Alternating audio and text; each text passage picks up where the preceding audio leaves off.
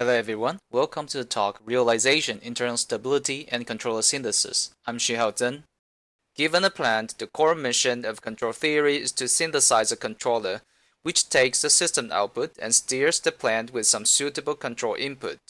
Since the signals are usually subject to external disturbances, it is crucial for the synthesized controller to be internally stabilizing. That is, when we connect the controller to the plant, the whole system is stable in the presence of the disturbances. Synthesizing an internally stabilizing controller is non-trivial, especially when the plant and the controller can both have their own internal states that are also subject to external disturbances. To synthesize an internally stabilizing controller, there are multiple parameterizations proposed in the literature that describes a set of all possible stabilizing controllers under different settings, including Euler parameterization, system-level parameterization, input-output parameterization, and some new mixed parameterizations. Meanwhile, there are multiple ways to realize an internally stabilizing controller even under the same parameterization. For example, system-level synthesis provides one realization of the state feedback controller, which can also be realized using simpler transfer matrices or cheaper computation units. Given all these various results, we're wondering if that's all. Have we exhausted all possible parameterizations? Will we discover new synthesis methods? Will we find new ways to realize a controller? Perhaps more importantly, how can we systematically find and understand different parameterizations and realizations?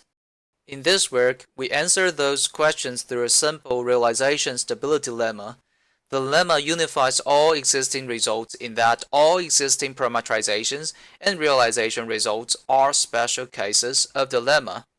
In addition, the lemma leads to a powerful technique called transformation that derives equivalent systems. The derivation of equivalent systems then allows one to easily show the equivalence among different parameterizations and realization results. Further, the lemma enables the formulation of the general controller synthesis problem, which provides a principled approach to controller synthesis. The realization stability lemma stems from a simple task: how can we describe a linear system? Traditionally, we consider the pair of a plant and a controller, as well as the signals around them, such as the state, output, control, noise, etc. They are governed by some linear laws, and we write them in equations. If we step back a bit and omit those names, from the system's perspective, the whole system is determined by the signals and the linear relationships among them. In other words, if we can describe the relationships among the signals, we effectively describe the whole system. Each signal, say x, is affected by the internal signals and some external disturbance dx. Without loss of generality, suppose the external disturbance dx is additive, we can use matrices like Rxy to describe the impact of the internal signal y on x. This way the system description can be written in the form of an equation: x equals to Rx matrix times a vector of all internal signals plus the external disturbance dx. Stacking the equations for each internal signal leads to the following vector form. We can see that the whole system essentially operates on two signal vectors: the blue internal signals and the red external signals. We denote by eta the internal signal vector and d the external signal vector. We know that a linear system can be described by the equation eta equals to r eta plus d. As the matrix R describes the linear relationships among the internal signals, it is equivalent to the block diagram, or the realization of the system. Hence, we call R the realization matrix. If we draw the corresponding system structure, we can see that R is on the feedback path. This way of system description takes a closed-loop perspective.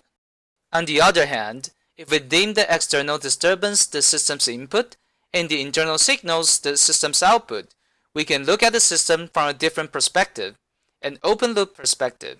We call the open-loop transfer matrix the internal stability matrix S, or the stability matrix for short. We can now present the realization stability lemma. The realization stability lemma is simple.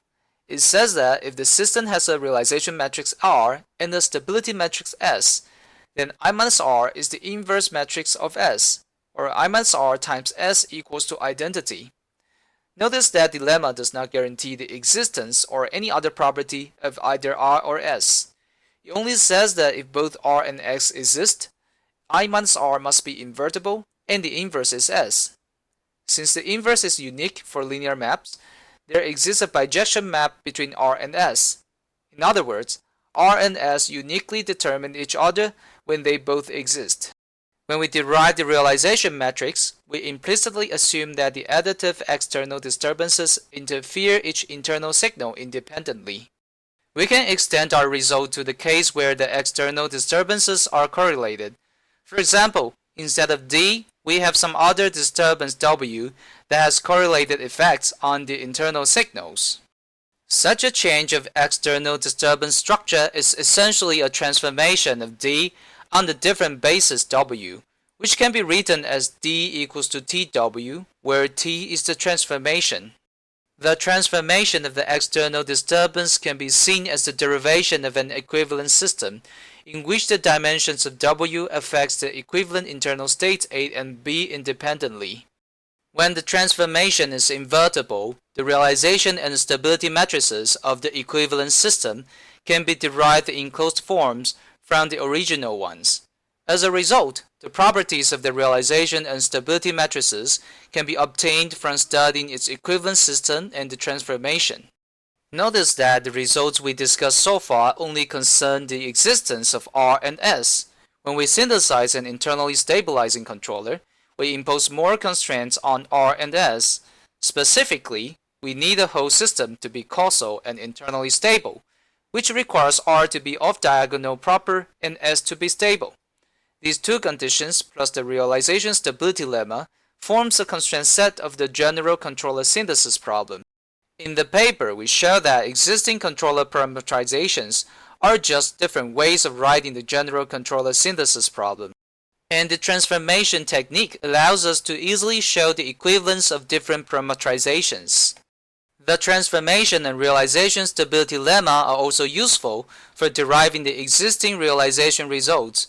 In fact, existing realization results turned out to be the studies of different equivalent systems. We now use some examples to demonstrate how realization stability lemma facilitates derivation of existing parameterizations. We first consider the system-level parameterization (SOP). SOP considers the following state feedback system with the state X, control U, and controller K. We can write the equations in the frequency domain as follows. Then we move some terms to have identity coefficient on the left-hand side. Writing the equations in the vector form, and we get the realization matrix directly.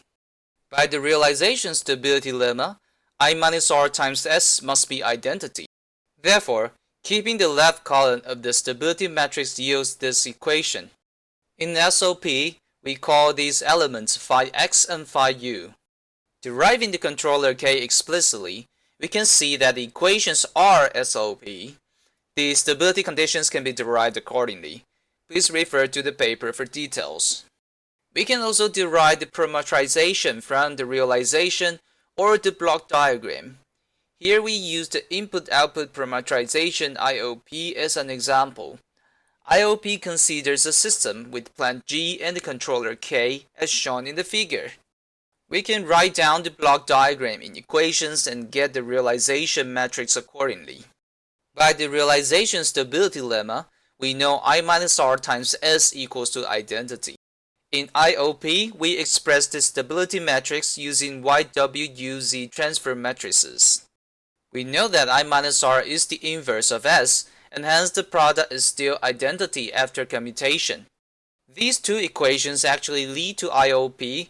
We can derive the controller K using the first equation, and simplify the second equation to get the full IOP parameterization.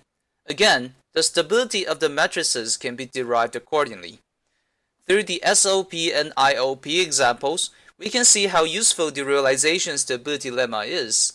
The parameterizations are derived by just writing down the realization matrix and applying the realization stability lemma.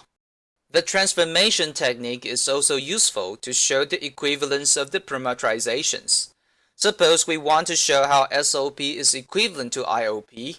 We can do so by finding the transformation of realizations. Plug in the realization and stability matrices from both SOP and IOP. From the first equation, we know that the transformation must be the red matrix on the left. As a result, we can derive the relationships between the two parameterizations in the second equation by plugging in the inverse of that matrix, which is straightforward. In conclusion, we present the realization stability lemma, a powerful analysis tool for controller synthesis.